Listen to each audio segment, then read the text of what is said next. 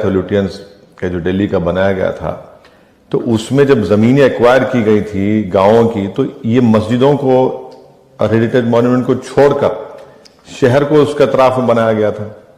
अब हम ये पूछना चाह रहे हैं कि आखिर इस सरकार को, बीजेपी नरेंद्र मोदी की सरकार को आखिर इतनी नफरत क्यों है मुसलमानों से, नफरत क्यों है मस्जिदों से, नफरत क्यों है मस्जिदों से जो आवाज आ रही है। और वो जो जगह है भाई, राउंड अबाउट है, ऐसे कई राउंड अबाउट है।